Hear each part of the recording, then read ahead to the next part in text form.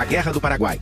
Existem versões diferentes da Guerra do Paraguai. Alguns historiadores dizem que aconteceu de forma A, outro diz que foi de forma B e C. Outro diz que a versão A está completamente errada. Durante o vídeo eu vou falar um pouco sobre cada versão, as mais plausíveis e conhecidas. Então, vamos começar conhecendo um pouco mais sobre os protagonistas da guerra, começando com o Brasil, que naquele tempo era o Império do Brasil, uma monarquia constitucional, tendo como seu imperador, Dom Pedro II. Uma coisa muito importante se notar é que, apesar de ser grande boa parte da população brasileira, vivia na região litorânea do país, e as fronteiras no interior do continente não eram tão bem definidas. O exército do Brasil também não era um dos melhores, porém sua marinha era bem poderosa. Já o Paraguai era uma república, tendo como seu presidente vitalício no ditador, chame do que acha melhor, Francisco Solano Lopes, e antes dele que governava o Paraguai, era o seu pai. Foi durante esse período que Solano viajou para a Europa, visitando países como França e Prússia, onde ganhou interesse e aprendeu bastante sobre táticas de guerra e exército. Foi aqui também que ele conheceu a sua mulher, Elisa Lynch. Assim que voltou para o Paraguai e tomou o poder, Solano começou a fortalecer o seu exército, com mais homens e melhores equipamentos. Alguns historiadores dizem que o Paraguai é um país que estava se industrializando, se desenvolvendo muito, e que esse suposto desenvolvimento paraguaio não estava sendo bem visto pelo Império Britânico. Inclusive tem uma história muito conhecida de que os britânicos foram os verdadeiros culpados da guerra, dizendo que eles fizeram Brasil e os aliados destruírem o Paraguai, porque ele era uma ameaça. Porém, muitos historiadores concordam que isso é um grande mito. O Paraguai não era desenvolvido ou industrializado, coisa nenhuma, e muito menos representava algum perigo para o Império Britânico. Em geral, Paraguai era mais um país agrário na América do Sul. Mas uma coisa é fato naquele momento: o Paraguai era militarmente o país mais forte da região. E sobre seus territórios clicado, basicamente o Paraguai controlava esta área e reclamava com esta área dos seus vizinhos. Ou seja, as fronteiras não eram tão bem definidas nessa região. E como podem ver, o Paraguai não tinha saída para o mar. Algo muito importante para o comércio, então para ter ligação com o mar. O Paraguai dependia muito da Bacia do Prata e desses rios para navegação. O problema é que a bacia causa conflitos desde muito tempo, principalmente entre Brasil e Argentina, que geralmente controlavam a região. Outro evento muito importante que aconteceu foi a Guerra Civil Uruguaia, entre o Partido dos Bancos que estavam no poder e os colorados que se revoltaram contra os blancos. Mas o que uma guerra no Uruguai tem a ver com isso? Com basicamente Brasil e Argentina começaram a apoiar os colorados e o Brasil até lançou uma invasão no Uruguai para apoiar os colorados, dizendo que brasileiros estavam sendo reprimidos no Uruguai. O problema é que os blancos eram amigos de Solano Lopes, e ele usou isso como motivo de guerra para atacar o Brasil. E aqui alguns historiadores entrou em divergência. Mais uma vez, alguns dizem que o Paraguai só atacou porque ele sentiu ameaçado, já que estava com medo de perder o seu aliado na região e, consequentemente, perder acesso aos rios. Outros dizem que ele já estava planejando uma guerra há um certo tempo e tinha planos para criar um grande Paraguai, ou pelo menos controlar os rios da região. Em fato é que o Paraguai estava pronto para a guerra. A primeira ação hostil tomada pelos paraguaios foi capturar o navio brasileiro Marquês de Olinda, que levava consigo então o presidente da província de Mato Grosso. Ele e sua tripulação acabaram sendo presos e morreram alguns anos mais tarde na prisão. Alguns dias depois, os paraguaios começaram a invadir o território brasileiro na província do Mato Grosso. E só em 13 de dezembro eles declaram guerra oficialmente ao Brasil, iniciando assim a Guerra do Paraguai, também conhecida como Guerra da Tríplice Aliança. De início, o Paraguai avançou facilmente em território brasileiro, como o Brasil não esperava uma guerra contra o Paraguai. Ele não tinha um exército proteger as fronteiras. Sendo assim, o Paraguai facilmente capturou cidade por cidade, chegando até Corumbá. E, posteriormente, em Coxim. O Brasil, como um gigante e atacado de surpresa, demorou para ter uma reação. Mas ele já começou mandando alguns homens para a província do Mato Grosso, porém, com a infraestrutura da época, demoraria alguns meses para chegar. Em abril do ano seguinte, o Paraguai planejava uma outra invasão ao Brasil, desta vez no sul. O seu ataque no Mato Grosso foi basicamente uma distração, já que os seus objetivos ficavam na região sul. Porém, para chegar ao sul do Brasil, o Paraguai precisava passar pela Argentina. O Paraguai então pediu gente: Argentina, deixa-me passar para seus territórios? Porém, como a Argentina era semi-aliado do Brasil e queria ficar de fora da guerra, ela disse não. Então Paraguai resolveu invadir a província argentina. O Paraguai esperava que a província se juntara ao seu lado, já que algumas pessoas na Argentina apoiavam Solano Lopes. Porém, isso não aconteceu. E com o ataque paraguaio, eles acabam entrando na guerra do lado do Brasil. Neste ponto da guerra, os bancos já tinham sido tirados do poder no Uruguai. E um novo governo colorado também se junta à guerra. Foi então que, em 1º de maio, foi assinado o Tratado da Tríplice Aliança, formada por Brasil, Argentina e Uruguai, contra o Paraguai. Tanto o Brasil quanto a Argentina estavam totalmente despreparados para uma guerra. O Brasil tinha pouco mais de 18 mil homens. Então foi criada a campanha Voluntários da Pátria para poder aumentar o número do exército, que até que funcionou. Nos anos seguintes, o Brasil conseguiu aumentar grandemente o seu número de soldados. Vale lembrar que muitos desses voluntários da pátria eram escravos, ou escravos com promessas de ganhar terras, ou a carta de alforria. Já a Argentina não se saiu muito bem na hora de recrutar, pois muitas pessoas não estavam nem um pouco a fim de se envolver neste conflito. Já o Uruguai contribuiu com mais ou menos 5.000 homens. No início de junho, o Paraguai iniciou uma nova fonte de invasão, passando pela província argentina de Misiones e chegando em São Borja, no Rio Grande do Sul. Neste meio tempo, o Brasil começou a bloquear os rios do Prata. Então, o Paraguai tentou um ataque surpresa contra uma esquadra brasileira que estava besta localização.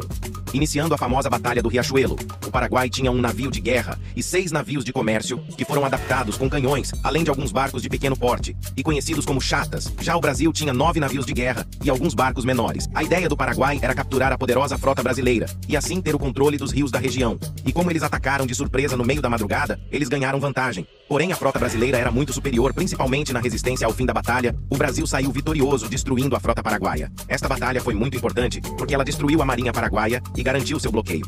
No entanto, o Paraguai ainda conseguiu avançar ao longo do rio Uruguai, capturando a cidade de Uruguaiana e quase chegando em território uruguaio, porém eles foram parados pelos aliados na Batalha de Jataí. Depois disso, a guerra mudou drasticamente, já que agora os aliados que começariam uma ofensiva, algumas forças foram mandadas para Uruguaiana, onde eles fizeram um cerco na cidade, e acabou sendo bem sucedido. E no início de 1886, os aliados começaram a invasão ao sul do Paraguai, capturando a fortaleza de Itapiru e estabelecendo um território aqui no sul do Paraguai. Alguns dias mais tarde, os paraguaios tentaram em contra-ataque surpresa ao acampamento aliado, que estava aqui em Tuiuti, iniciando a maior e mais sangrenta batalha de toda a guerra e de toda a América Latina, onde mais de 30.000 soldados aliados lutaram contra 23.000 paraguaios. No fim, os aliados conseguiram virar o jogo e derrotar o exército paraguaio, que perdeu mais ou menos 12.000 dos seus melhores homens. Depois dessa batalha, a guerra ficou meio parada. Assim como o Paraguai era isolado, os aliados não sabiam bem o que encontrar no interior do país. Então ele precisava avançar pelas margens do rio Paraguai. É aqui o Paraguai. Tinha uma série de fortificações para defender a capital, sendo a mais importante delas a fortaleza de Humaitá. Então, nos anos seguintes, a guerra basicamente se resumiu entre os aliados, tentando avançar sobre essas fortificações e os paraguaios defendendo e tentando pequenos ataques para expulsar os aliados. Em setembro, os aliados atacaram o forte de Curuti e saíram vitoriosos. Alguns dias depois, López marcou um encontro com o presidente argentino Bartri. Como ele sabia que a guerra estava perdida, ele tentou um tratado de paz, mas não aceitou os termos, e a guerra continuou. Dias depois, os aliados lançaram um ataque ao forte de Curupaiti, onde foram massacrados pelos paraguaios, já que eles estavam em posições muito favoráveis dentro de trincheiras. Essa batalha causou uma estagnação na guerra, tanto que os aliados não conseguiram lançar um outro ataque de grande porte por quase um ano. Isso também causou um conflito de liderança entre os aliados, já que uns estavam culpando os outros por na batalha. Em outubro, um dos caras mais importantes da guerra, Luiz Alves de Lima e Silva, que mais tarde ficaria conhecido como Duque de Caxias, toma controle do exército em frangalhos, já que muitos soldados, tanto aliados quanto paraguaios, tendo pesadas baixas por causa de doenças como cólera, malária e outras. Em muitos casos, as doenças matavam mais que os combates, e ficar no Paraguai não era fácil. Era um lugar pantanoso, o medo do desconhecido. O exército brasileiro era mal treinado e desorganizado. Então Caxias chega e coloca ordem na casa, treinando os homens, melhorando a higiene nos acampamentos. Ele inclusive trouxe balões que foram usados na Guerra Civil Americana para observar melhor as posições inimigas e conhecer melhor o território. E apesar da guerra ficar estagnado na fronte principal, os aliados conseguiram expulsar os paraguaios de outras fontes, exceto Mato Grosso, que apesar de recuperar a cidade de Corumbá em 1867, eles só conseguiram expulsar os paraguaios definitivamente no ano seguinte. Enquanto os aliados se reorganizavam, os paraguaios puderam melhorar as fortificações de Humaitá. Neste período de estagnação e doenças, muitos argentinos e uruguaios começaram a se retirar do campo de batalha, deixando o Brasil praticamente sozinho contra o Paraguai, com pouquíssimas tropas argentinas e uruguaias de apoio. O plano de Caxias era fazer um cerco a Humaitá e cortar sua ligação com Assunção. Ele começou mandando tropas para avançar pela esquerda, para capturar territórios ao norte de Humaitá. E em agosto, ele lançou um novo ataque ao forte de Curupaiti, desta vez, bem sucedido, além de forçar sua marinha a passar de Humaitá e cortar a ligação fluvial do forte com a capital de Assunção. Começando assim, o cerco de Humaitá. Tonto neste ponto, da guerra, Solano já tinha saído de uma Humaitá e ido para o norte, onde descobriu que o seu irmão estava planejando um golpe de estado, junto com algumas pessoas do governo. Todas elas foram executadas no chamado Massacre de San Fernando. Voltando a Humaitá, o cerco duraria vários meses, no qual aconteceram algumas batalhas sangrentas, até que em agosto, o Brasil finalmente captura a fortaleza de Humaitá.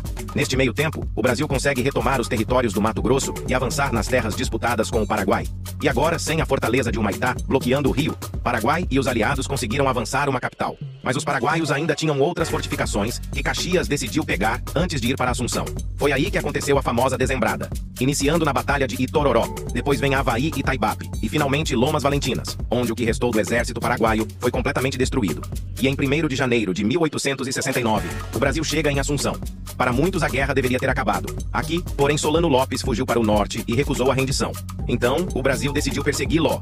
Para o Duque de Caxias, a guerra estava estava acabada. Então ele deixa o comando do exército e é substituído pelo Conde Dan, o marido da princesa Isabel. O final desta guerra se resume basicamente em Solano Lopes fugindo para o norte e mandou o que ele tinha para retardar o avanço brasileiro que estava o perseguindo, inclusive crianças, mulheres e idosos. Em junho, um governo provisório fantoche do Brasil assumir o controle do Paraguai. Alguns meses depois, o Brasil consegue capturar a capital provisória do Paraguai de Lopes. E dias depois acontece a última grande batalha da guerra, a Batalha de Acosta Nu, no que ficou conhecida por ser lutada por crianças, mulheres e idosos. E obviamente eles foram massacrados pelos experientes soldados brasileiros. Porém, isso deu tempo para Lopes fugir mais ainda para o norte. Neste meio tempo, uma série de pequenos conflitos aconteceram, até que em 1º de março de 1870, os brasileiros finalmente conseguem armar uma emboscada para capturar Solano Lopes, aqui em Cerro Cora, no norte do Paraguai, no qual ele acabou sendo ferido na tentativa de fuga. E quando estava sendo capturado, ele tentou atacar um general brasileiro e acabou sendo morto por um soldado dando fim à guerra, no Tratado de Paz. O Paraguai acabou perdendo as disputas territoriais que tinha com o Brasil e com a Argentina, com exceção do Grande Chaco, que ainda causou alguns desentendimentos entre Paraguai e Argentina. Apesar da vitória brasileira, essa guerra teve efeitos negativos para todos. O Brasil teve que pagar empréstimos que fez para a guerra, o que causou uma bela dívida. Mas o Brasil até que conseguiu se recuperar rápido disso. O grande problema foi que o exército imperial agora estava bem mais forte e se sentindo desprezado pelo imperador. Alguns anos depois, eles ajudariam no golpe da República, que tiraria Dom Pedro II do poder e acabaria com a monarquia. Já o Paraguai passou por momentos difíceis. Muitos dizem que o Paraguai perdeu cerca de 60% da sua população. Alguns chegam a afirmar que 95% dos homens adultos morreram. Números extremamente altos, porém não é 100% certeza que estejam certos, já que outros dizem que o Paraguai não perdeu tantas pessoas assim, que o real número seria entre 10% e 18%.